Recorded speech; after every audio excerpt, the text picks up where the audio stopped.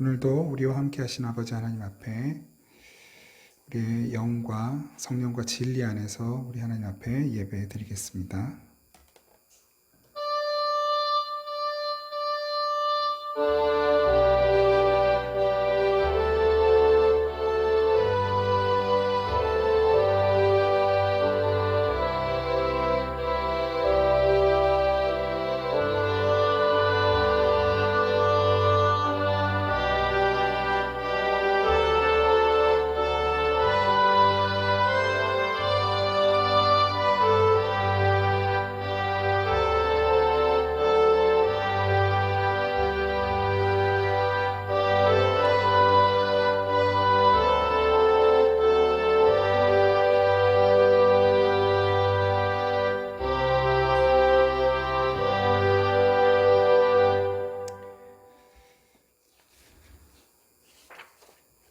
주께 피하는 자들을 그 일어나 치는 자들에게서 오른손으로 구원하시는 주여, 주의 기이한 사랑을 나타내소서. 나를 눈동자같이 지키시고 주의 날개의 그늘 아래에 감추사 내 앞에서 나를 압제하는 악인들과 나의 목숨을 노리는 원수들에게서 벗어나게 하소서. 아멘. 우리의 생명 되신 주님을 찬양합니다. 우리의 삶을 주관하고 계시는 주님의 주권을 인정하고 주의 부르심 앞에 겸손히 순종함으로 이 자리에 나아갑니다. 하나님, 우리가 예배하는 이 시간 주님의 은혜로 우리를 덮어주셔서 우리의 연약한 몸과 마음이 회복되고 우리의 더러운 죄가 씻어지고 하늘의 은혜가 우리를 새롭게 하시는 귀하고 복된 이 시간이 되게 할 주옵소서. 감사드리고 우리를 사랑하시는 예수 그리스도 이름으로 기원하옵나이다. 아멘. 찬송가 43장 찬양 드리겠습니다. 43장 찬양 드리겠습니다.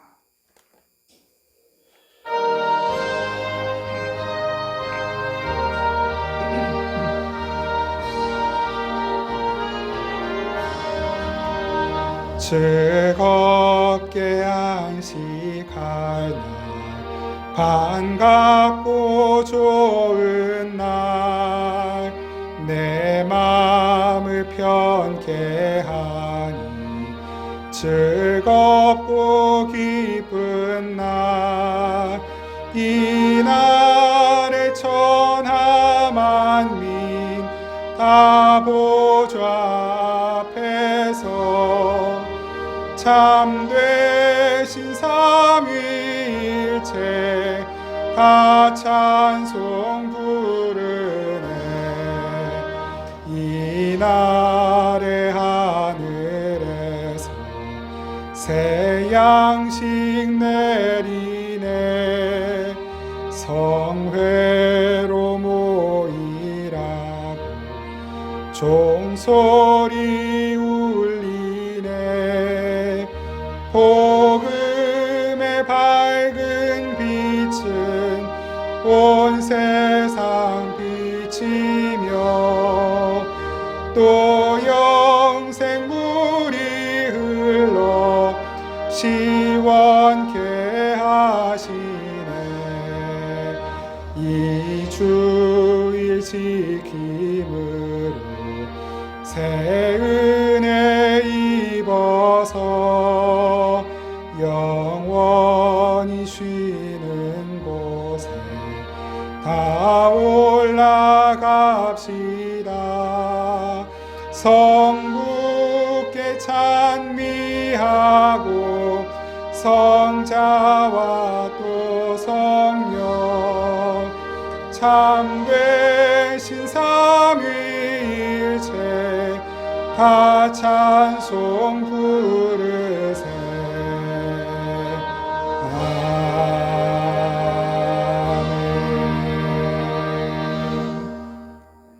지난 한 주간 동안 우리가 하나님 앞에 지은 모든 죄와 허물을 침묵으로 고백하며 기도드리겠습니다.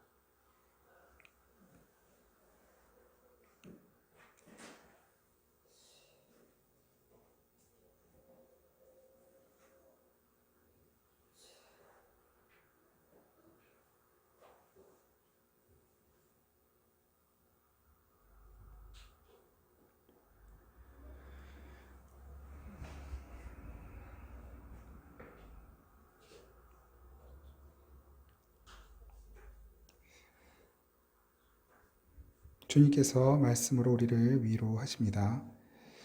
여호와께서 말씀하시되 오라 우리가 서로 변론하자. 너희의 죄가 주홍 같을지라도 눈과 같이 희어질 것이요 진홍같이 붉을지라도 양털같이 희게 되리라. 아멘. 사도신경으로 신앙을 고백드립니다. 나는 전능하신 아버지 하나님 천지의 창조주를 믿습니다. 나는 그의 유일하신 아들 우리 주 예수 그리스도를 믿습니다.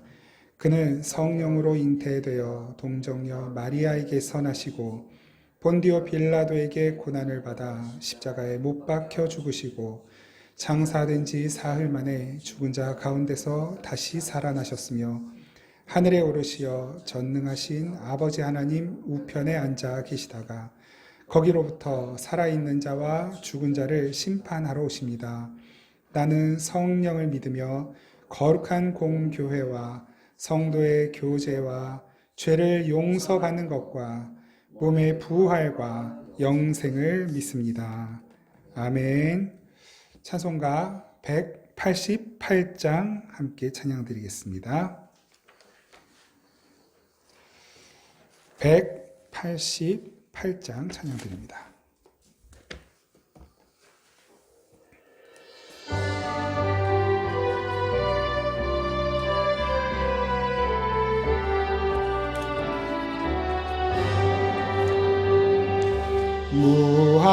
무한하신 주 성령 우리 어두운 성품에 생명빛을 주소서. 보혜사시여 우리 죄를 씻으사 피곤한 자 힘주며 잃은 양 찾으소서. 보혜사시여 우리 맘의 평안을 이슬같이 내리사 열매 맺게 하소서. 보혜사시여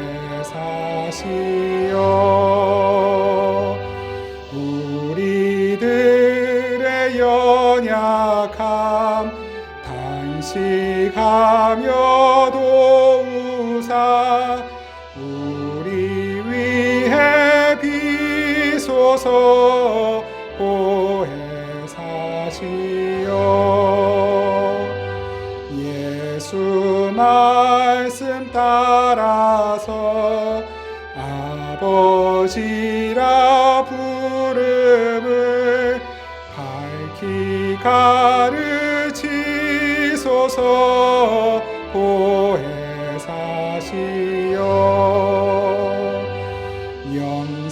영생하는 인친표 기업 얻을 증거니 천국 인도하소서. 보혜사시여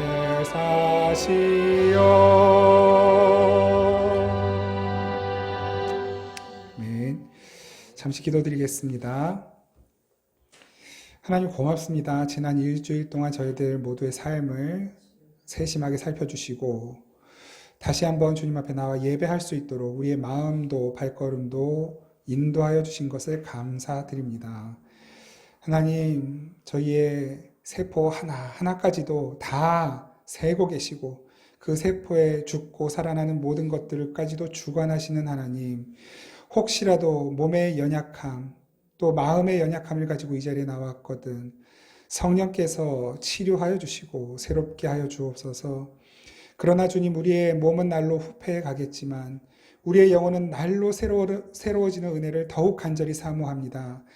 하나님 성령께서 우리를 다스려 주시고 지배하시되 우리 안에 있는 모든 더러운 죄와 악한 것들은 다 씻어주시고 태워주시고 오직 주님의 뜻을 분별하여 순종하고 따를 수 있는 믿음이 더욱 커지고 우리의 마음이 주 앞에서 더욱 정결해지도록 성령님 역사하여 주옵소서. 하나님, 모든 우리 성도들의 삶의 자리와 또 삶의 현장을 살펴주시고 지켜주시기를 간절히 소원합니다. 일터에서, 가정에서, 또 배움의 자리에서 앞날을 기다리며 또한 준비하는 우리 귀한 성도님 한 분 한 분, 단 한 치 앞을 내다볼 수 없는 상황 가운데서도 주님의 인도하심을 따라가고자 하오니 성령님 우리의 눈을 밝혀주시고 우리의 귀를 열어주셔서 이 시대와 상황의 흐름을 따라가지 않고 성령님의 인도하심을 따라가는 순종이 저희들 가운데 있게 하시고, 그 성령님의 인도하심을 따라갈 때 주님께서 우리에게 베풀어 주시는 크고 풍성하신 은혜를 누릴 수 있도록 역사하여 주옵소서. 길어지는 코로나 상황 가운데에 여러 가지로 힘들고 어려운 지체들이 많이 있고, 또한 모여서 예배하는 것도 불편한 것이 많이 있지만, 그러나 우리가 어떤 상황 가운데서도 흔들리지 않고 어디에 있든지 무엇을 하든지 어떤 상황에 있든지 하나님 한 분만을 더 뚜렷이 바라보고 하나님께서 우리를 이끄시는 대로 순종하는 믿음으로 흔들림 없이 이 어려운 때를 잘 지나갈 수 있도록 은혜 베풀어 주시고, 더불어서 이 코로나도 속히 끝나고 우리가 함께 모여 예배하는 것이 더 자유롭고 또한 더 행복하고 기쁨이 넘치는 예배가 되도록 성령 인도하여 주시옵소서. 오늘도 주님께서 우리에게 하시는 말씀에 귀 기울이기를 원합니다. 사람의 소리는 주님 다 걸러주시고 성령께서 우리 안에서 말씀하시는 주님의 음성이 들리는 이 시간이 되게 하여 주옵소서. 예배 마칠 때까지 성령님 함께하여 주시기를 간절히 원하고 또 그렇게 하실 것을 믿고 감사드리며 예수 그리스도 이름으로 기도드립니다. 아멘. 우리 하나님 말씀 보겠습니다. 요한복음 16장 12절부터 15절까지 말씀입니다. 요한복음 16장 12절부터 15절까지의 말씀입니다.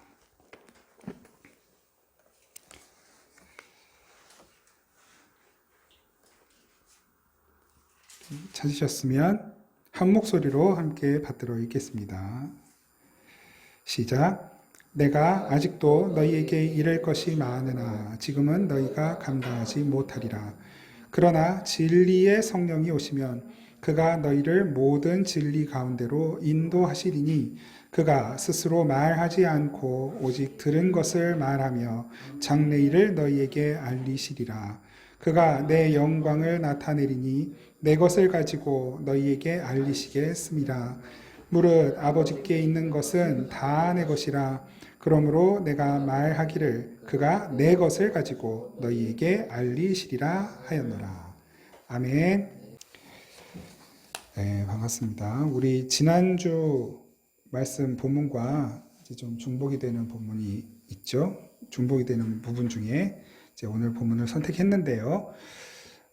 다음 부분으로 넘어가기 전에 성령께서 우리 가운데 오시면 우리의 삶에 어떤 일이 일어나는가에 대해서 조금 더 깊이 살펴보고자 오늘 말씀을 선택했습니다. 그래서 오늘 주신 본문을 가지고 성령의 사람이라는 제목으로 하는 말씀을 나누도록 하겠습니다. 우리 지난주의 말씀을 통해서 확인한 대로 성령께서, 보혜사께서 우리에게 오실 때 어떻게 오시냐면 진리의 영으로 오신다 그랬습니다. 진리의 영으로 오셔서 진리를 깨닫게 하시죠. 하나님의 말씀을 그냥 문자로 받아들이지 않고 진리로 깨닫고 진리로 받아들이게 하십니다. 이게 무슨 의미인가, 무슨 말인가는 이제 우리가 계속해서 차차 앞으로 말씀을 나눠가면서 조금 더 잘 아시게 되리라 생각을 하는데요. 그냥 이 껍데기, 표면적으로 주어진 이 문자적으로 혹은 문학적으로만 받아들이는 것이 아니라 이 성경을 직접 기록하신 저자의 의도를 알고 그 의도를 따라가게 되는 것, 그리고 그것을 우리가 할 수 있도록 역사하시고 우리를 그렇게 만들어 가시고 인도해 주시고 가르쳐 주시는 분이 성령님이시죠. 그 성령님을 그래서 진리의 영이라고 말씀을 하시는 것입니다. 진리의 영. 그런데 이 진리의 영이 오셔서 뭘 가르쳐 주시냐면 지난주 말씀에서 살펴봤듯이 죄에 대하여, 의에 대하여, 심판에 대하여 이 세상을 책망하신다라고 말씀하셨어요. 그러니까 이 세상이 가지고 있는 죄의 개념, 의의 개념, 어떤 판단, 심판의 개념이 무엇인지를 성령님께서 오시면 이 세상이 죄에 대하여, 의에 대하여, 심판에 대하여 판단하고 있는 것이 맞는지 틀리는지를 성령께서 가르쳐 주시겠다는 거예요. 그러면서 뭐라 말씀하시냐면, 죄에 대하여라 함은 뭐라 그래요? 예수를 믿지 않는 것이 죄라고 말씀하시죠. 세상이 규정해 놓은 죄는 도덕, 윤리 같은 질서를 어기고 세상이 합의해 놓은 그 법을 어기는 것을 죄라고 말합니다. 그런데 주님은 예수를 믿지 않는 것이 죄래요. 볼까요? 9절이죠. 지난주 본문인데요. 9절. 죄에 대하여라 하면 그들이 나를 믿지 아니하며 예수를 믿지 않는 것이 죄라는 거예요. 그럼 예수를 안 믿으면 뭘 믿을까요? 도대체 세상은? 예수님을 안 믿으니까 예수 외에 다른 것을 믿어요. 세상을 믿어요. 세상이 전부라고 믿는 것이죠. 그 세상에 살아가는 나를 믿어요. 세상, 보이는 것이 전부예요. 그리고 그 보이는 세상 속에 존재하고 있는 내가 전부인 것입니다. 그러니까 믿을 것은 세상입니다. 세상에 있는 재화들, 재물, 돈, 권력, 명예 이런 것들. 그리고 그것을 내가 많이 취하고 가져야만 나도 세상에서 힘 있는 존재가 되는 것이죠. 그것이 삶의 목적이에요. 그 삶의 목적을 추구하며 살아가는 이 세상은 예수를 믿지 않아요. 그 예수를 믿지 않는 것이 죄래요. 근데 오히려 세상은 예수를 안 믿어도 착하게 살고 바르게 살고 열심히 성실하게 살면 선하고 착한 것이라고 보거든요. 그거 아니라는 거예요. 그러니까 예수 없이 이 세상에서 착한 일 열심히 하면서 사는 그 사람은 죄인일 수밖에 없는 것입니다. 너무 세상의 개념과 다르죠. 의에 대하여라 하면 비슷한 개념이에요. 의. 세상이 합의해 놓은 정의가 있어요. 정의. 법, 질서, 도덕, 규범, 윤리. 그래서 이걸 잘 지켜내는 사람을 의인이라고 그러죠. 의인. 그런데 하나님 입장에서 의인은 누굽니까? 하나님이 보실 때 의인은 딱 한 분밖에 없어요. 예수 그리스도만이 유일한 의로 오신 분이세요. 그 예수만 의인인데 우리도 다 죄인이잖아요. 그 죄인인 우리가 어떻게 의인이 되었냐면 의로우신 예수 안에 달라붙으니까 들어가 붙으니까 우리도 그냥 의롭다고 덮어 씌워 주시는 거예요. 말하자면 그걸 뭐라고 표현하냐면 의로 옷을 입었다라고 그러죠. 의로 옷을 입었다. 우리는 더러운 죄인이에요. 그런데 예수라는 옷을 입었더니 그냥 하나님이 의롭다라고 봐주시는 거예요. 그래서 우리를 예수님처럼 여겨주신단 말이에요. 그래서 우리는 천국에 들어갈 때 작은 예수로 가는 거예요. 막 진짜 예수님은 아니지만 예수로 역임을 받아서 의인으로 칭함받아서 칭의되어서 천국으로 가는 거예요. 거기는 우리가 할 수 있는 일이 보탤 수 있는 의로움이 하나도 없어요. 우리의 의로움이 보태지는 순간 그건 불의가 됩니다. 무슨 말씀인지 이해되시죠? 그 의에 대하여예요. 예수의 의로만 천국 가요. 그러니까 깨끗한 물 한 바가지에다가 아주 조금만 그 잉크방울 한 방울만 떨어뜨려도 어떻게 됩니까? 그 물은 오염이 돼버리죠. 그거예요. 우리는 예수의 의로 순결하게 천국으로 가야 되는데 내 의로움을 거기에다 보태겠다고 하는 건 그 예수의 의를 오염시키는 거예요. 근데 왜 우리는 의롭게 살아야 되는가? 예수님이 의롭게 사셨기 때문에. 의로워서 의롭게 사는 것이 아니라 예수가 우리를 의롭게 하셨기 때문에 예수님이 그렇게 사셨기 때문에 예수의 뒤를 따라가고 예수라는 옷을 입고 예수를 쫓아가다 보니 거기는 의의 길이에요. 바른 길일 수밖에 없는 거예요. 성령께서 우리 안에 내주에 사시면서 우리를 위해 뭐 하십니까? 지금도 말할 수 없는 탄식으로 중보하고 계시고 또 우리로 하여금 예수님처럼 살도록 가르쳐주고 계시고 이끌고 가고 계시죠. 그래서 우리를 누구라고 그러냐면 성령의 사람이라 그래요. 성령의 사람. 성령으로 난 자들. 성령으로 난 자들. 성령으로 났다. 그게 뭐예요? 위로부터 났다잖아요. 위로부터 났다. 아노땡. 위에서 난 자들. 우리는 이 세상에 날 때 아래에서 난 자들이에요. 아래에서 났기 때문에 천국 갈 수 없어요. 하나님 자녀가 아닌 거예요. 그런데 그런 우리들 하나님이 다시 태어나게 하셨어요. 그걸 거듭남이라고 그러죠. 거듭해서 태어났다. 거듭남. 다시 태어났는데 똑같이 아래에서 두 번 태어나는 것이 아니라 한 번은 아래에서 났지만 두 번째는 위로부터 나는 거예요. 그게 거듭남이에요. 그 사람을 성령으로 낳다 또는 예수로 낳다 그래요. 그 성령으로 난 자, 예수로 난 자이기 때문에 성령의 사람, 예수의 사람 이렇게 말을 하는 것이고 그걸 우리가 모르잖아요. 못 깨달아요. 그러니까 성령께서 진리의 영이신 성령께서 오셔서 우리 안에서 사시면서 그걸 가르쳐 주시는 거예요. 그래서 고린도전서 12장 3절에는 성령이 아니고서는 예수를 주로 못 알아본다 그러잖아요. 예수를 주로 고백할 수 없다 그러시죠. 성령께서 그걸 가르쳐 주신 거예요. 그리고 우리로 하여금 성령을 따라 살아가도록 이끌어 가시는 거예요. 성령의 바로 그 삶을 살아가는 사람들이 성령의 사람인 것입니다. 이와 관련해서 재미있는 말씀이 한 군데 있는데 한번 찾아볼게요. 요한복음 3장 8절. 요한복음 3장 8절 보겠습니다.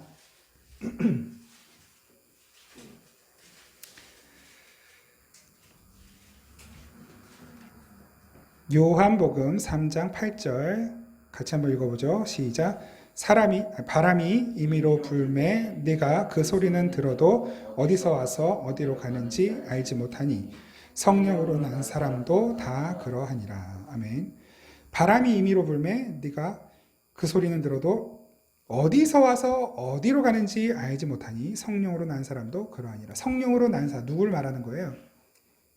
저와 여러분들이에요. 1차적으로는 예수 그리스도시고 2차적으로는 그 예수와 함께 연합된 자들, 그들을 가리켜 성령으로 난 사람이라고 말을 하는 것이죠. 그 사람들은 어떻다는 거예요? 바람이 임의로 불어서 어디서 와서 어디로 가는지 알지 못하는 것과 같이 뭐예요 이게? 변덕스럽다는 뜻이에요? 도무지 이 어떤 그 종잡을 수 없는 변덕스러운 사람 뭐 이런 뜻인가요? 성경을 헬라어로 푸뉴마 그러거든요. 푸뉴마. 그런데 이 8절 말씀에서는 그 푸뉴마가 바람으로도 쓰이고 성령으로도 쓰이고 있는 거예요. 그러니까 바람이 임의로 불 때 바람도 푸뉴마고 성령으로 난 사람한테 성령도 푸뉴마예요. 똑같은 단어예요. 그러니까 이거를 조금 한 단어로 정리를 하면 돼요. 성령이 임의로 부는 거예요. 성령님은 그런 분이라는 거예요. 우리가 예측할 수 있는 분이 아니라 우리가 어디서 오는 분인지 어디로 가는 분인지 우리가 통제하고 조절할 수 있는 분이 아니라는 거예요. 오히려 성령의 사람이 바람에 의해 성령에 의하여 통제되고 다스려진다라고 하는 뜻이에요. 그러니까 성령께서 임의로 성령님이 가시고자 하는 곳으로 오시고자 하는 곳으로 들어가시고자 하는 사람에게로 들어가셔서 역사를 하셔요. 근데 성령의 역사는 나타나지만 진짜 그 성령님의 실체를 우리가 손으로 이렇게 잡듯이 못 잡는 거예요. 바람을 잡을 수 있습니까? 바람이 부는 건 느끼잖아요. 머리카락이 휘날리고 피부에 닿는 걸로 느끼지만 보이진 않아요. 이걸 손에 잡으려고 뭐 바람이 지나가는 순간 이렇게 딱 잡으면 이게 잡혀지나요? 아니죠. 그 사이에 없잖아요. 마치 물을 손에 잡으려고 하면 잡히지 않는 것과 같아요. 성령님을 바람이라고도 하고 물이라고도 하고, 그죠? 불 잡을 수 있어요? 못 잡죠. 불이라고도 하는 거예요. 이게 성령님의 특징은 사람이 느낄 수는 있으나 사람이 통제하거나 조절하거나 사람의 일반적인 이성으로는 감지하거나 판단할 수 없는 분이라는 것을 말씀하고 있는 거예요. 성령의 사람, 그러하다는 것입니다. 그러니까 이 세상은 사실 어떤 일정한 흐름들을 가지고 있어요. 그죠? 그래서 사람들이 어떻게 움직이는지를 대략적으로는 예측이 가능하단 말이에요. 예를 들어서 올 겨울의 패션 트렌드는 무엇입니까? 겨울이 오지도 않았는데 그 패션 업계에서는 이번 겨울에는 뭐가 유행할 거다 이런 걸 미리 알고 준비를 해요. 그러니까 이제 방송에서도 보면 이번 겨울에 무슨 색깔이 유행할까요? 그러면 검정색 롱패딩이 유행할 거예요. 그러면 정말로 그해 겨울에 사람마다 다 검정색 롱패딩 입고 다니고 이번 겨울에는 하여튼 프리스가 유행할 거예요. 그러면 사람마다 다 프리스 입고 다니고 그리고 돈이 어디로 흘러가는 거에 따라서 사람들은 또 움직임을 이렇게 가져가죠. 그러니까 유행을 따라가는 거예요. 돈이 흐르는 곳을 따라 사람이 움직이고, 혹은 교육이 흐르는 곳을 따라 사람이 움직이고, 혹은 뭐 패션도 유행이 따라가는 곳을 사람이 움직이고, 어디가 핫플레이스냐에 따라서 또 사람이 그쪽으로 쫙 움직이고, 뭐 이런 식으로 트렌드라는 것이 변동을 하고, 그 트렌드에 따라 사람들도 마음을 주고 돈을 주고 그다음에 시간을 주고 그렇게 흘러가요. 그걸 행복이라고 생각하는 거예요. 성령님은 이 세상의 흐름과는 전혀 달라요. 무관하게 움직여요. 꼭 세상의 흐름과 반대로 움직인다라고 말할 수는 없지만 무관하게 움직여요. 성령님은 성령님이 가고 싶은 대로 움직이는 거예요. 성령의 사람은 세상의 흐름을 따라가는 것이 아니라 성령님의 인도하심을 따라가요. 성령의 흐름을 따라 가기 때문에 세상이 볼 때에는 성령의 사람들은 이해하지 못하는 사람으로 비춰질 수 있는 거예요. 종잡을 수 없는 사람. 아니 왜 잘하던 사업을 다 때려치고 왜 갑자기 목회를 한다고 그래? 이런 사람들 가끔씩 한 명씩 나오죠. 아니 왜 그거 잘하면 괜찮을 것 같은데 왜 갑자기 업종을 바꾸는 거야? 사람들이 이해 못하는 거예요. 그러나 성령의 사람들은 지금 하던 일에 여러 가지 뭐 불법이 있고 뭐 하나님의 마음을 아프게 하는 일들이 있다는 것을 깨달아지면 계속 그 길로 못 가는 거예요. 그리고 내려놓고 하나님께서 주시는 마음을 따라서 옮겨가기도 하고 그런 일들이 있는 것이죠. 그것이 우리의 삶이에요. 그런데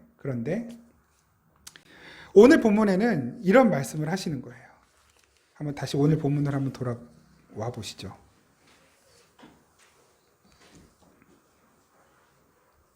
13절에 진리의 성령이 오시면 그가 너희를 모든 진리 가운데로 인도하시리니 그가 스스로 말하지 않고 오직 들은 것을 말하며 장래일을 너희에게 알리시리라. 장래일을 알리시리라. 이 장래일이라는 게 뭘까요? 앞으로 뭐 1년 후에 무슨 일이 일어날까? 10년 후에 무슨 일이 일어날까? 이런 것들이 미리 아는 것, 그것이 성령께서 우리에게 가르쳐 주셔서 알게 된다라는 그런 말일까요? 아닌 거예요. 성경에서 말씀하시고 계시는 장래일은 딱 하나밖에 없습니다. 예수 그리스도의 다시 오심과 우리의 부활과 영원한 생명을 얻어서 하나님께서 예비하신 처소에서 하나님과 함께 사는 것, 그것 말고는 우리가 알아야 될 장래일은 없어요. 그것만큼 중요한 게 없기 때문에, 그보다 더 중요한 사실이 없기 때문에 우리가 천국에 들어가 하나님과 영원토록 함께 사는 것 외에는 성령께서 우리에게 가르쳐 주실 장래일이라는 건 없어요. 알아도 도움이 별로 안 돼요, 사실은. 우리가 몇 년 동안 살 거라는 걸 알면 뭐 하겠어요. 뭐 내년에 유행이 이렇게 될 거라는 거, 그래서 돈의 흐름이 이렇게 될 거니까 성령께서 밤에 꿈에 계시로 나타나셔서 내년에는 뭐 이런 일을 하면 잘 될 것이다. 가르쳐 주시면 뭐 하겠어요? 그대로 가서 돈 많이 벌면 그걸로 뭐 할 거예요? 죄나 짓지. 그러니까 돈 많이 벌지 마시라는 말이 아니라 우리의 욕심을 따라 성령님을 통제하고 조작하고 성령님의 다스림을 받는 것이 아니라 성령님을 다스리려고 하는 그 욕심이 저와 여러분들 안에 내재되어 있는 거예요. 오늘 그 말씀을 하고 계시는 거예요. 그래서 지난주 우리가 살펴보았던 것들은 그렇게 우리 안에 여전히 내재되어 있는 그런 죄된 습성, 옛사람의 관습과 어떤 집착과 중독에 대하여 성령께서 오시면 죄에 대하여, 의에 대하여, 심판에 대하여 가르쳐 주시면서 그것들이 우리 안에 있는 것들이 드러나게 만들어 주시는 거예요.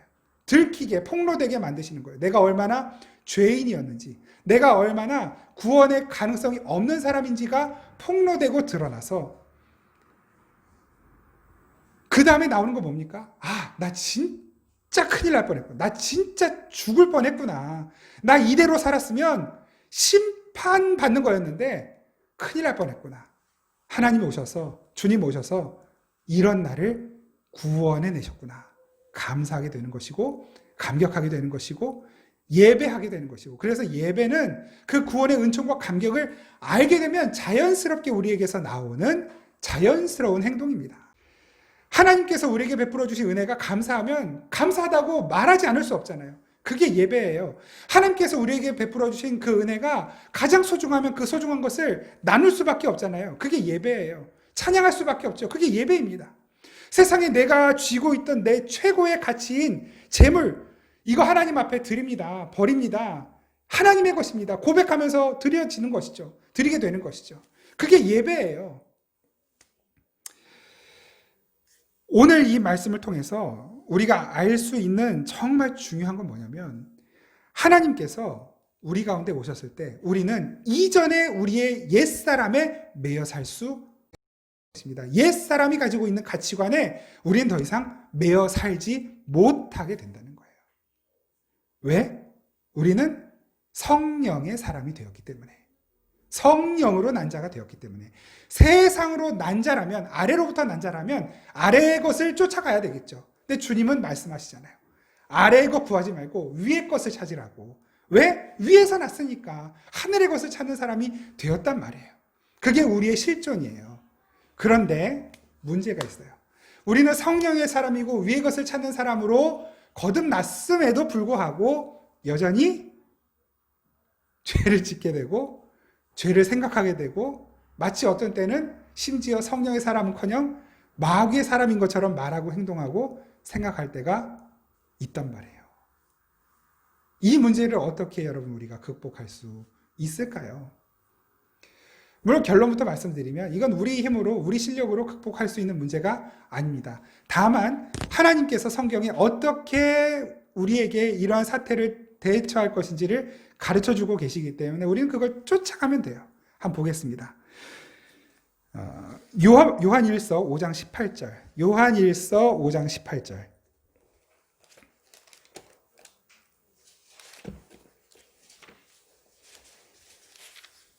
요한일서 5장 18절 말씀. 우리가 성령의 사람이 이전에, 예수를 믿기 이전에는 이 세상의 사람 또는 마귀의 사람으로 살아왔는데 성령께서 우리 안에 이제 내주하시고 사시게 되었어요.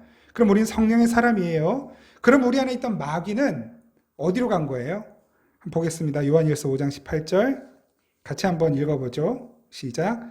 하나님께로부터 난 자는 다 범죄하지 아니하는 줄을 우리가 아노라. 하나님께로부터 나신 자가 그를 지키심에 악한 자가 그를 만지지도 못하느니라. 아멘. 악한 자, 누구의? 마귀죠? 하나님께로부터 난 자는 다 범죄하지 아니하는 줄 아노라. 하나님께로 난 자, 거듭난 자, 위로부터 난 자, 성령으로 난 자는 죄를 짓지 않는데요. 여러분 지난 한 주간 동안 죄 지었어요, 안 지었어요? 오늘 우리가 회개 기도하면서 무슨 회개의 기도를 드리셨습니까? 침묵으로 참여할 때 무슨 내용을 가지고 참여하셨어요? 나는 지난 한 주간 죄 지은 게 없는데 참여할 게 없네. 이런 분 마음속으로 손들어 보십시오. 반대로 지난 한 주간 동안 돌아보니 또 나는 이전과 똑같은 죄 짓는 삶을 살았구나. 나는 왜 이렇게 이 죄와 멀어지지를 못하는 걸까? 이 마음으로 회개 기도하신 분 마음으로 한번 손들어 보십시오. 전자입니까? 후자입니까? 저는 철저하게 후자입니다. 매일매일 매 순간순간 죄와 싸우는 마음, 물론 죄와 싸우는 마음으로 죄를 이기는 순간들이 있지만 참 많은 경우에 그 죄의 욕구에 지는 경우가 너무 많아요. 분내고 성내고 시기하고 질투하고 욕심이 나고 또는 원망하고 불평하고 악한 생각을 가지고 미워하는 마음을 갖게 되는 이러한 죄들 수도 없이 제 안에서 일어나는데 그걸 어떨 때는 억누르지를 못해요. 그래서 그걸 표현하기도 하죠. 말로, 행동으로. 자녀들에게, 가족에게. 하나님께로부터 난 자는 범죄하지 않는다고 분명히 말씀하셨는데 왜 우리는 자꾸 범죄하냐고요? 우리가 하나님의 사람이 아닌 건가요? 아니, 그건 아니에요. 그건 아닐 거예요. 그죠? 왜냐하면 분명히 말씀하셨어요. 요한복음 14장에서 진리의 성령이 오시면 항상 너희와 함께 계실 거예요. 영원히 너희와 함께 계실 것이다라고 말씀하셨거든요. 성령님이 일단 오시면 그러면 영원히 안 떠나고 계시는 거예요. 성령님이 여전히 우리와 함께 계시는 거예요. 그러면 내 안에 성령님도 사시고 이런 마귀도 같이 살고 그런 건가요? 마귀도 내 안에서 살고 성령님도 사시고 성령님이 사시는데 어떻게 마귀가 같이 살아요? 마귀는 더 이상 내 안에 살지 못해요. 그러나 나의 옛 성품, 나의 그 옛날 성품이 여전히 그 찌끄러기들이 남아서 내 안에 있는 죄성을 자꾸 격동하는 거예요. 마귀는 나를 지옥으로 못 끌고 가요, 더 이상. 죄로 인하여 우리가 지옥 가는 일은 더 이상 마귀의 소관이 아니란 말이에요. 우리에 있어서.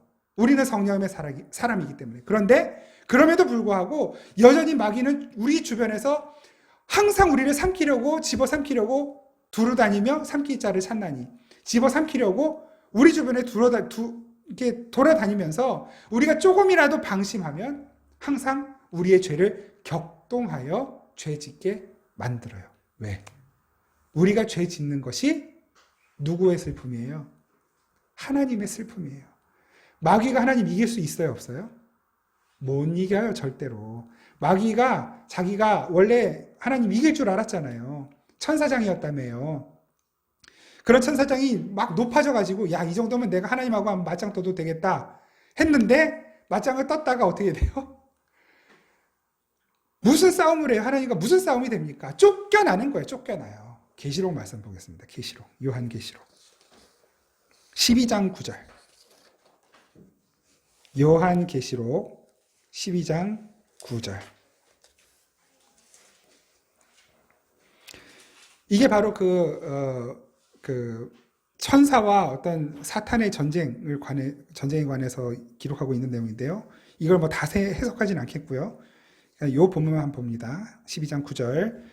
같이 한번 읽어보죠. 시작. 큰 용이 내쫓기니 옛 뱀 곧 마귀라고도 하고 사탄이라고도 하며 온 천하를 꿰는 자라. 그가 땅으로 내쫓기니 그의 사자들도 그와 함께 내쫓기니라. 아멘.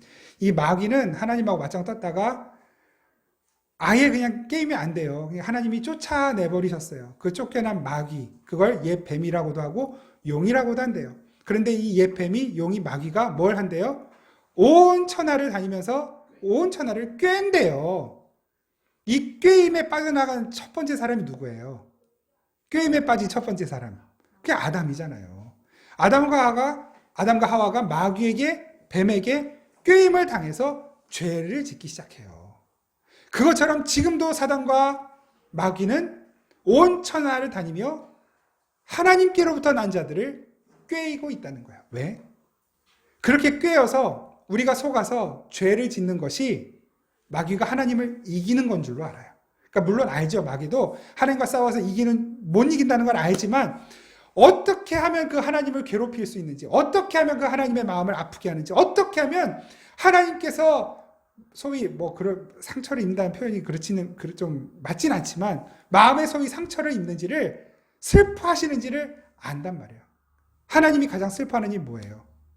하나님이 자기의 전부를 내어주고 산 내 새끼들, 하나님의 자녀들이 하나님의 자녀답지 않고 남의 자식처럼, 마귀의 자녀처럼 말하고 행동하는 것을 보실 때 가장 마음 아파하시는 거예요. 마귀는 그거 노리는 거예요. 못 이기는 싸움이라는 걸 알아요. 우리를 지옥으로 빠뜨리지 못할 것도 알아요. 그러나 마귀가 마지막 심판 때까지 놓지 않는 일이 뭐냐면 저와 여러분 같은 하나님의 자녀들, 백성으로 하여금 죄 짓게 만드는 거예요. 그것이 잠시라도 마귀가 승리감에 도취되어 살 수 있는 유일한 길이거든요. 그 싸움이 저와 여러분들 안에 지금 계속 일어나는 거예요. 이 용이 되고자 하는 마음, 용이 되고자 하는 마음, 그것이 인간의 본성이란 말입니다. 하나님을 떠난 예수 그리스도 믿지 않은 모든 인간들은 그래서 그 용의 삶을 추구해요. 용의 삶. 용이 뭡니까?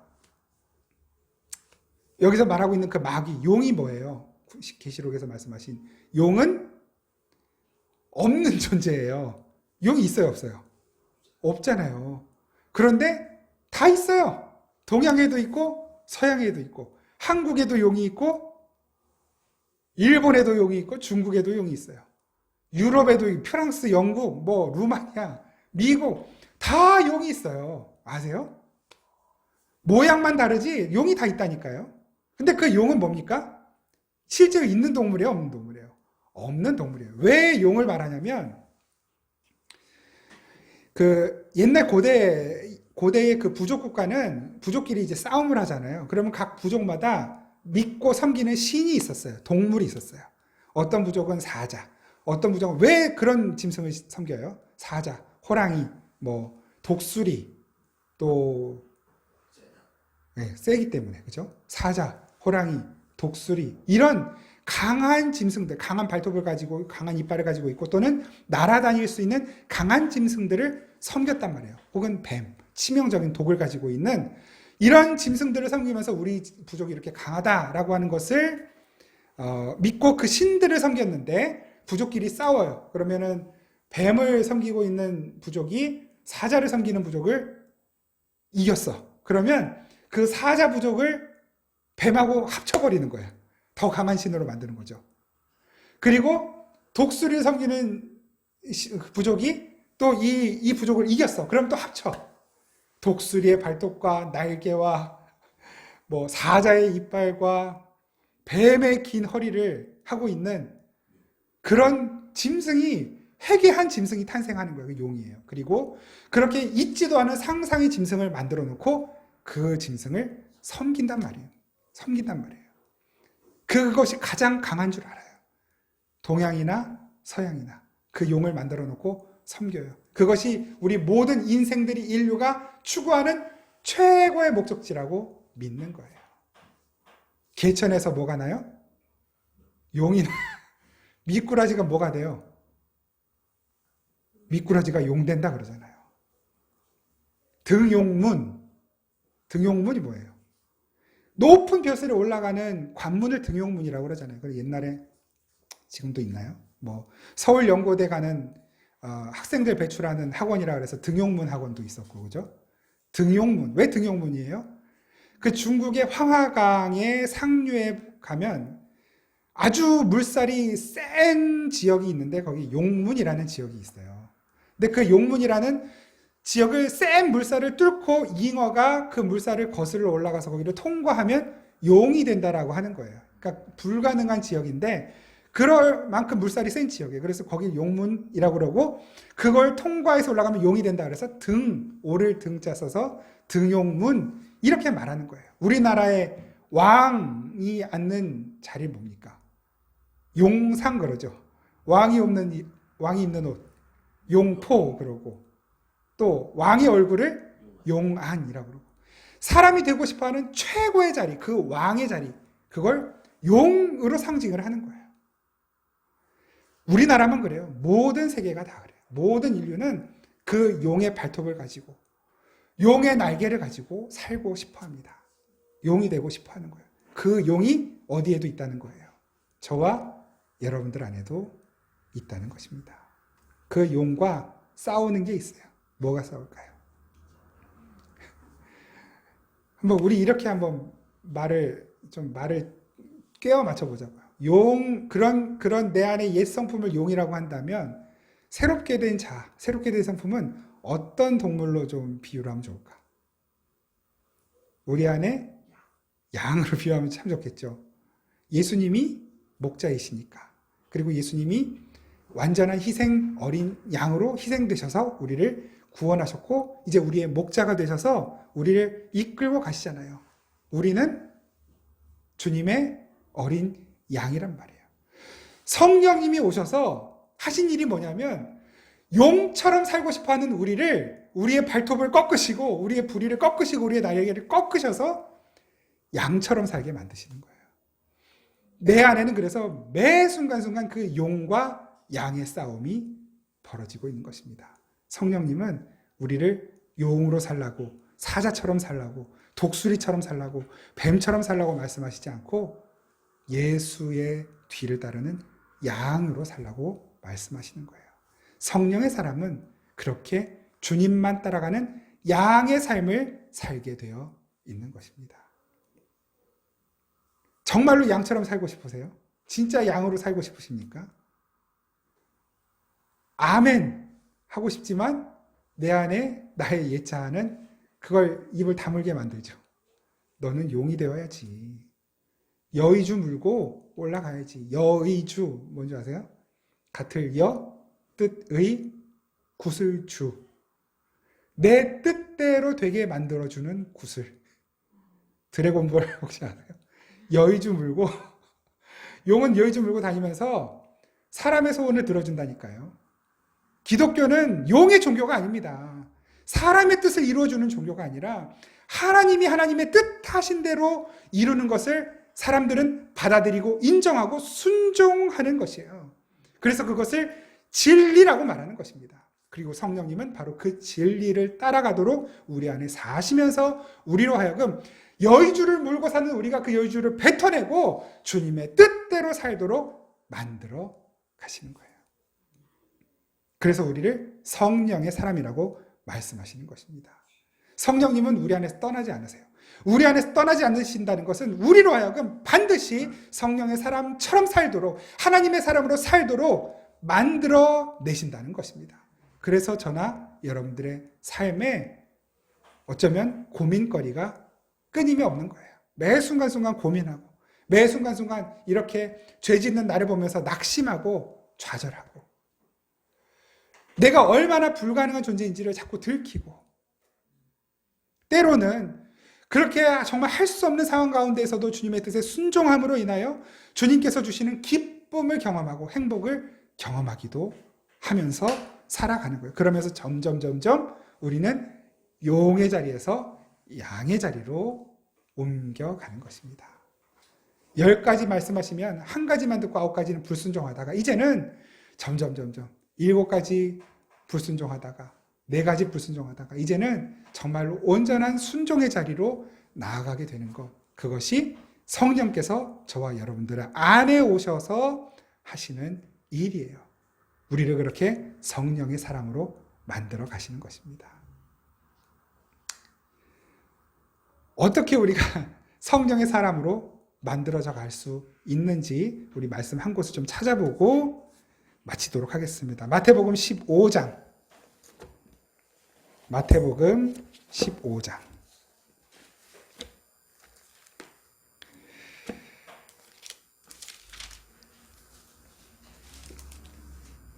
21절부터 28절까지 마태복음 15장 21절부터 28절까지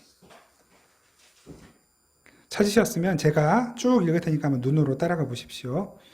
예수께서 거기서 나가사 두로와 시돈 지방으로 들어가시니 가나안 여자 하나가 그 지경에서 나와서 소리질러 이르되 주 다윗의 자손이여 나를 불쌍히 여기소서 내 딸이 흉악하게 귀신 들렸나이다 하되 예수는 한 말씀도 대답하지 아니하시니 제자들이 와서 청하여 말하되 그 여자가 우리 뒤에서 소리를 지르오니 그를 보내소서. 예수께서 대답하여 이르시되 나는 이스라엘 집에 잃어버린 양 외에는 다른 데로 보내심을 받지 아니하였노라 하시니 여자가 와서 예수께 절하며 이르되 주여 저를 도우소서. 대답하여 이르시되 자녀의 떡을 취하여 개들에게 던짐이 마땅하지 아니하니라. 여자가 이르되 주여 올소이다마는 개들도 제 주인의 상에서 떨어지는 부스러기를 먹나이다 하니 이에 예수께서 대답하여 이르시되 여자여 내 믿음이 크도다 내 소원대로 되리라 하시니 그때로부터 그의 딸이 나으니라. 귀신 들린 딸을 가진 여인이 등장합니다. 가나안 여인, 이방 여인이에요. 그러니까 이방신을 원래 이제 섬기고 있었던 여인이었겠죠. 딸이 귀신 들렸어요. 딸이 귀신 들렸다라고 하는 것은 우리가 좀 일반적으로 가지고 있는 그 개념 속에서의 어떤 귀신 들림, 성경에서 말씀하시는 그런 귀신 들림의 현상일 거예요. 뭐 거품을 분다든지 발작을 일으킨다든지 아니면 뭐 거라사 지방 그 귀신 들린 사람처럼 뭐 괴력을 발휘한다든지 뭐 이런 행동을 보였겠죠. 그러니까 엄마가 너무너무 괴로운 거예요. 어느 날 예수님께서 그 지방으로 지나가셔요. 저는 믿기를 예수님이 이 여인을 모르고 지나가셨다고 생각하지 않습니다. 주님은 이 여인을 제 관점으로는 찾아가셨다고 믿어요. 그러나 찾아가셔서 누구야 어딨냐 내가 고쳐주겠다 하신 것이 아니라 그 여인이 찾아오도록 만드시는 거예요. 그 여인이 찾아왔습니다. 가나안인이 찾아왔어요. 막 소리 지르는 거예요. 제발 좀 우리를 살펴주십시오. 우리 딸이 귀신 들렸습니다. 막 울며 불며 소리 지르면서 예수님 뒤를 따라가니까 제자들이 시끄럽다 좀 조용히 좀 해라 그래요. 예수님께서 거기에다가 또 한 말씀을 더 보태세요. 나는 이스라엘 사람들 내 백성들을 위해서 왔지 너희들 위해서 온 사람 아니다 라고 말씀하시는 거예요. 24절이죠. 나는 이스라엘 집에 잃어버린 양 외에는 다른 데로 보내심을 받지 아니하였노라. 잃어버린 양 외에는. 여기는 여러 가지 의미가 있겠죠. 이스라엘 백성들도 양은 양이지만 잃어버린 양들이라는 것을 포함하고 계시고, 그 뒤에 나오는 내용들을 다 살펴보았을 때 결국은 모든 이들이 다 잃어버린 양이라는 것을 말씀하고 계시는 거예요. 잃어버린 양 외에는 다른 데로 보내심을 받지 아니하였다. 그랬더니 여인이 한 번 더 간청하는 거예요. 25절. 주여 저를 도우소서. 제발 저를 도와주십시오. 여기서 저를 도와달라는 게 뭡니까? 딸을 고쳐달라는 것이죠. 제발 저를 도와주세요. 그랬더니 또 예수님이 한 번 더 못을 박아요. 내 새끼들한테 줄 떡, 내 자녀들에게 줄 떡을 가져다가 개에게 주는 게 마땅치 않다라는 말씀하시는 거예요. 너 줄 떡 없다. 내 새끼들한테 줄 떡은 있어도 너 줄 떡 없다. 너무 마음 아픈 말 아니에요? 그러면서 뭐라 하냐면 너는 개다 그래요. 개다. 사실 여기서 개는 이제 헬라어로 쿠나리온이라고 하는데, 그 개는 우리가 하는 말 이렇게 들개 이런 개념은 아니고 사실은 작은 개를 말해요. 그 애완견, 집에서 기르는 그런 애완견 개념을 쿠나리온이라는 단어를 쓰거든요. 근데 어쨌든 기분 나쁘죠. 이 여인이 그런 거 알게 뭐예요. 나를 개라고 하는데. 그랬더니 여인이 뭐라고 하냐면 그 애완견 개념을 알고 있으니까 이렇게 말을 하는 거죠. 받아치는 거예요. 27절. 여자가 이르되 주여 올소이다마는 개들도 주인의 상에서 떨어지는 부스러기를 먹나이다. 무슨 뜻입니까? 예, 주님 말씀하신 대로 저는 개가 맞습니다. 저는 그 개가 맞아요. 그런데 저의 주인은 주님, 예수님 당신이십니다. 이거 고백하는 것입니다. 저의 주인은 예수님이세요. 제가 개가 맞습니다. 그런데 그 개도 주인의 상에서 떨어지는 거 먹잖아요. 주인이 주시는 떡을 먹는 거 맞잖아요. 예수님께서 뭐라고 그러셨어요? 그 다음에 완전 대반전. 이에 예수께서 대답하여 이르시되 여자여 내 믿음이 크도다. 제자들 중에 어느 누구도 이 여인이 받았던 칭찬 들은 제자가 한 사람도 없습니다. 이 여인이 예수님께 이런 칭찬을 받아요. 내 믿음이 크도다. 여기 크도다는 뭐냐면 메가톤이에요. 메가톤. 메갈레 피스티스. 메가톤급 믿음이다. 그런 뜻인단 말이에요. 네 믿음이 진짜다. 네 믿음이 엄청나구나. 처음에는 그렇게 막 비난하시는 것 같던 예수님께서 완전히 새로운 말씀하시는 거예요. 내 믿음이 크도다. 그건 뭐예요? 이미 예수님은 이 여인을 만날 생각을 하시고 가나안으로 가신 거예요. 그 여인에게 예수님 자신을 보여주시는 거예요. 그리고 내가 너를 사랑하고 있다는 것을 확인시켜 주시는 거예요. 이 여인의 고백 뒤에 어떤 일이 일어납니까? 내 믿음이 크도다 하시니 그때로부터 그의 딸이 나으니라. 귀신이 나갔단 말이에요. 저와 여러분들 안에는 그 귀신이 살고 있어요. 산다는 게 자리를 잡고 사는 것이 아니라 격동한단 말입니다. 우리의 옛 성품과 옛 자아를 격동해서 옛 가치관, 옛 사람이 붙들고 있는 이 세상적 가치관을 놓지 못하고 따라가게 만들고 있단 말이에요. 근데 그걸 어떻게 이길 수 있냐면 예수님 오셔야 돼요. 진짜 주인이 누군지를 우리가 확인하고 고백하는 거예요. 예수님이 나의 주인이십니다. 저의 양식은 이 세상에서 얻을 수 있는 것이 아니라 주님께서 주시는 것이 저의 진짜 양식입니다를 고백할 수 있어야 하는 것입니다. 그 자리에서 우리 안에 있는 죄성이 파괴되는 것입니다. 저와 여러분들은 구원받은 백성이 맞아요. 성령의 사람이 맞아요. 이건 흔들리지 않아요. 틀림없이 하나님께서도 우리와 함께 계시겠다고 말씀하셨고 떠나지 않으실 것이라고 말씀하셨고 마귀가 우리를 건드릴 수조차도 없다라고 요한일서 아까 5장에서 봤죠. 마귀는 우리를 못 건드려요. 우리의 구원을 절대 훼손 못 시킵니다. 그런데도 불구하고 마귀적인 삶이 저와 여러분들의 삶에서 끊임없이 나오는 이유는 바로 이것입니다. 내가 못 놓고 있는 거예요. 내가 자꾸 진짜 내 주인이 누군지를 잊고 있는 것입니다.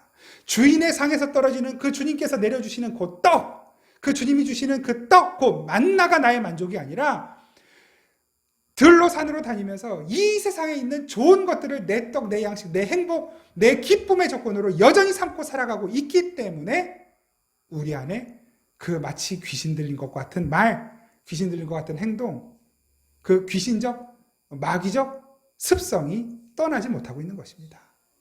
어떻게 우리가 성령의 사람답게 성령께 사로잡힌 자가 될 수 있을까요? 어떻게 우리가 주님의 뜻을 따라갈 수 있는 자로 살아갈 수 있게 될까요? 여기에 답이 있습니다. 진짜 여러분들이 주인지를 정말 철저하게 고백할 수 있어야만 합니다. 여러분들의 삶의 주인은 누구세요? 진짜로 솔직하게 속으로 대답해 보십시오. 진짜 여러분들 하루의 시간의 주인이 누구세요? 여러분들이 벌어들이는 그 수입의 진짜 주인이 누구예요? 여러분들이 가지고 있는 그 달란트의 진짜 주인이 누구예요? 하나님께서 여러분들에게 주신 그 가족의 진짜 주인이 누구예요? 우리에게 맡겨주신 자녀들의 진짜 주인이 누굽니까? 누구예요? 주님이라고 말하지만 사실은 나잖아요. 내가 원하는 대로 내 시간을 통제하고, 내가 원하는 대로 내 재정들을 통제하고, 내가 원하는 대로 내 달란트 통제하고, 내가 원하는 대로 내 자녀들 통제하고, 내 가족 통제하고 싶어 하잖아요. 그것이 정말로 내려놓아지는 것이 신앙생활인 것입니다. 성령님은 지금 그 일을 하고 계시는 거예요. 그래서 고달픈 거예요. 내 힘으로 못 내려놓으니까 성령께서 내려놓도록 잘라내시는 거예요. 만들어 가시는 거예요. 그러니까 아픈 거예요. 저나 여러분들이 나 이거 못 내려놓는데 성령님이 자꾸 내 손을 이렇게 막 손가락을 꺾어서라도 가져가시니까 너무너무 아픈 거예요. 그 순간순간 괴로운 순간들, 갈등하는 순간들이 끊임없이 찾아오는 것입니다.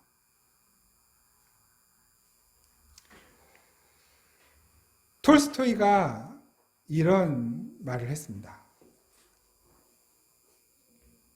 사람의 이성으로 하나님을 포착하는 것은 매우 어리석은 일이고 불가능한 일이다. 사람의 이성으로 하나님을 포착하려고 하는 것은 매우 어리석은 일이다. 그런데 사람이 하나님을 포착하는 것은 어려운 일인데, 어리석은 일인데, 그것은 마치 그물로 바닷물을 퍼담으려고 하는 것과 같다. 이런 표현을 했단 말이에요. 그물로 바닷물을 퍼담을 수 있습니까? 없죠. 그물로 바닷물을 퍼담을 수 없는데, 근데 이런 힌트를 주는 거예요. 톨스토이가. 그물로 바닷물을 퍼담기 위해서는 한 가지 방법이 있다는 거예요. 뭐냐면 그 그물을 바닷물 속에 던져버리라는 것이죠. 그물이 바닷물 속에 던져지면 그건 뭐 그물로 바닷물을 담고 있는 것과 다를 바 없는 거니까. 그건 뭐예요? 실제로는 그물이 바닷물을 담은 건 아니에요. 바닷물이 그물을 품어버린 것이죠. 그거 말씀하는 거예요. 우리는 우리의 생각이나 우리의 마음이나 우리의 삶으로 하나님을 담을 수 없어요. 그러나 하나님이 우리를 품으시면, 하나님이 우리를 담으시면, 우리가 하나님께 완전히 노출되어 버리면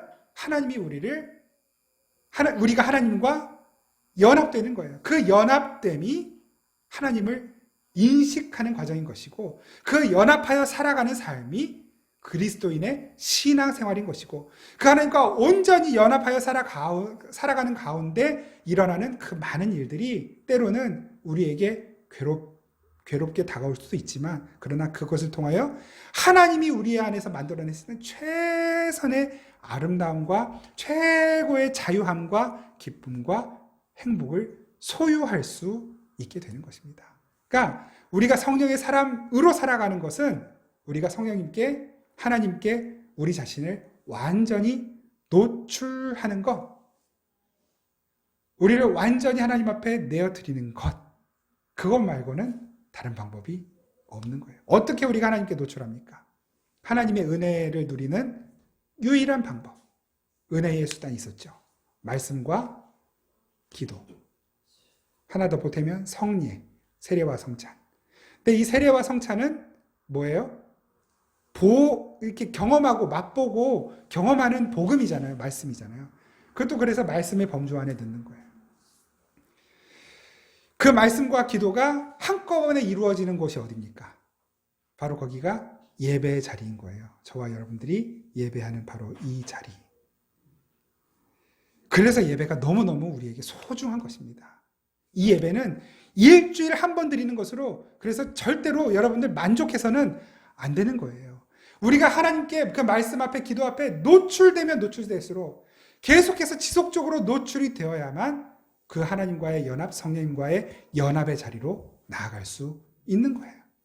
잠깐 그냥 말씀의 예배 자리에 발 한번 담갔다가 빼고 또 일주일 동안 내 맘대로 사는 것, 그것은 성령께 노출되는 것이 아니라 성령님을 내 마음대로 통제하겠다라고 하는 용의 습성으로 살아가는 모습에 다르지 않은 것입니다. 우리는 매일매일 매 순간순간 우리 자신을 말씀 앞에, 기도의 자리에 노출시킴으로 말미암아 용의 자리에서 양의 자리로 옮겨져 가야 하는 사람들입니다. 그리고 성령님은 지금 저와 여러분들 안에서 그 일을 행하고 계시는 것입니다.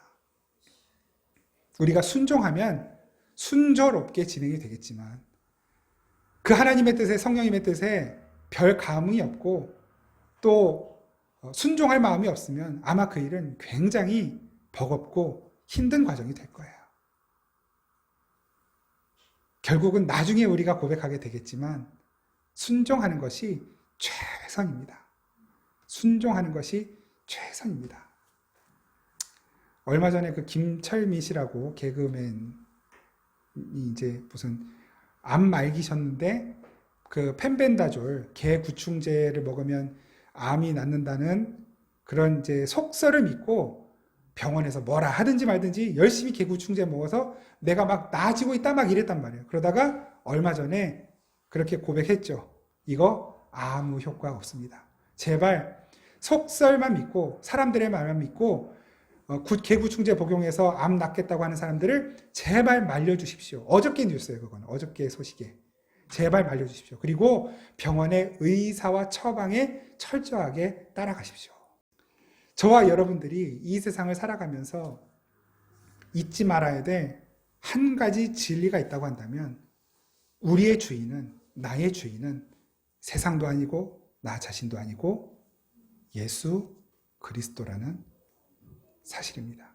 주님께서 우리를 지금 이끌고 가시는데 그 주님의 인도하심에 철저히 순종하는 것만이 우리가 성령의 사람으로 이 세상에서도 자유하고 풍성하고 행복하고 평안함을 누리며 살 수 있는 유일한 길인 것입니다.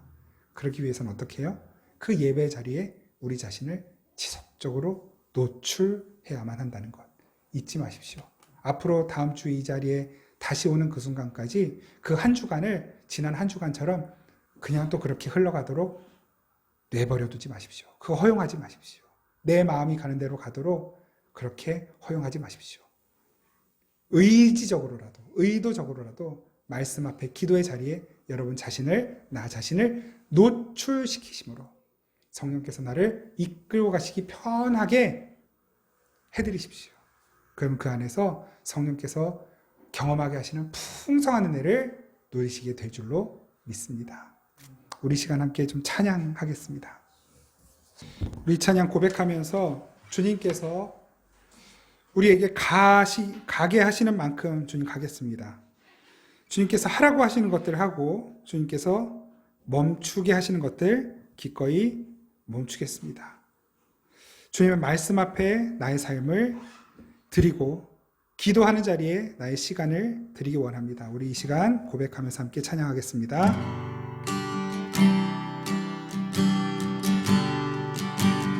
오늘 이곳에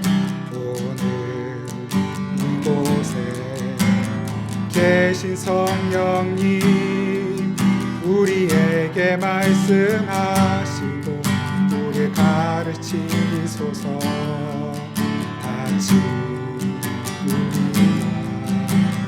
열어주시고 주의 빛으로 밝혀 우리 인도하소서. 주님보다 앞서지 않고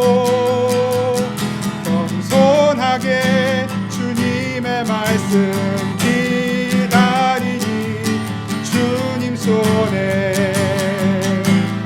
우릴 드립니다. 사랑으로 인도하소서. 우리 한 번만 더 고백합니다. 오늘 이곳에 대신 성령님 우리에게 말씀하신 것 우리 가르치소서.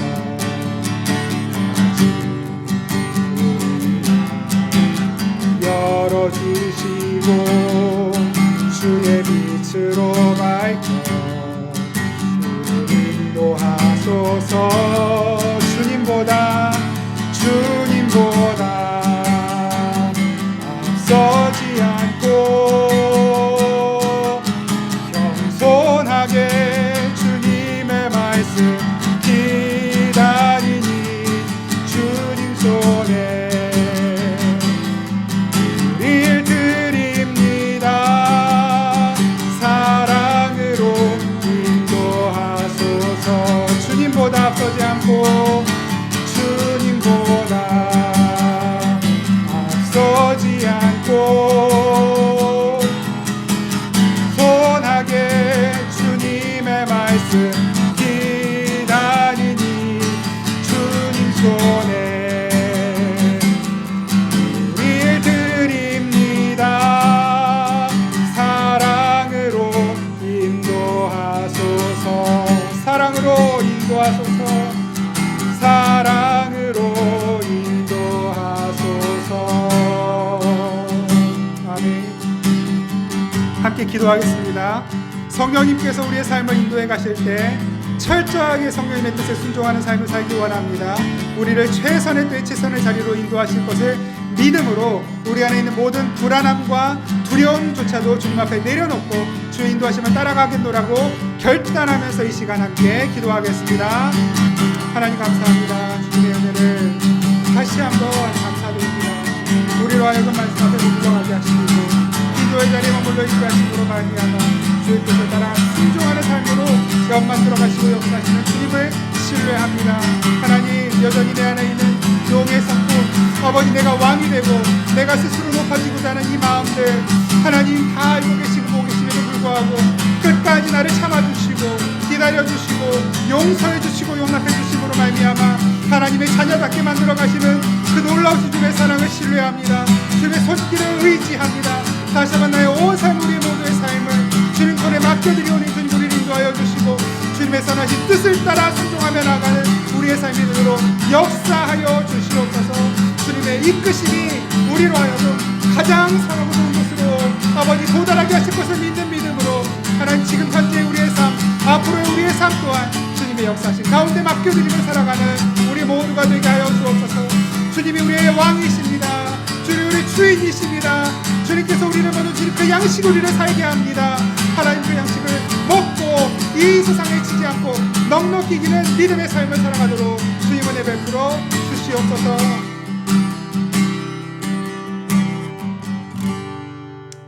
하나님 아버지 고맙습니다. 주님의 은혜가 오늘도 우리를 붙드시고 또 앞으로의 한 주간 동안의 삶도 붙드실 것을 다시 한번 믿고 고백하며 우리의 온 삶을 주님께 다시 한번 맡겨드립니다. 내 생각대로 의도대로 되지 않고 내 뜻대로 되지 않아서 불안하고 두려워하는 마음조차도 주님 손에 맡겨드립니다. 왜냐하면 주님은 내 아버지이시고 나를 가장 잘 아시는 분이시기에 내가 있어야 할 것이 어디인지 내가 가져야 할 것이 무엇인지 내가 버려야 할 것이 무엇인지를 아시는 분이시기 때문입니다. 주님 손에 우리의 삶을 맡겨드리오니 주의 뜻에 순종하며 더 잘 살아갈 수 있도록 주님 우리를 붙들어 주시고 우리의 손잡아 이끌어 주옵소서. 감사드리고 우리를 사랑하시는 예수 그리스도의 이름으로 기도드립니다. 아멘. 이제는 우리를 누구보다 사랑하셔서 우리를 늘 바른 길로 인도하시는 푸른 풀과 쉴만한 물가로 인도하시는 목자 되신 예수 그리스도의 은혜와 우리 아버지 하나님의 신실하고 끝없는 사랑과 성령님의 교통하시고 도우시고 함께하시고 가르치시고 격려하시고 위로하심으로 늘 바른 길 걷게 하시는 성령님의 도우심이 이 시간 다시 한번 주님 앞에 예배하며 주님께 머리를 조아리고 우리의 삶을 맡겨드리겠노라 다짐하고 세상으로 나아가는 우리 사랑하는 생명의 단비 모든 성도들과 이 땅의 모든 그리스도인들 가운데 그리고 이 나라와 민족 가운데 항상 함께 계시기를 간절히 축원하옵나이다.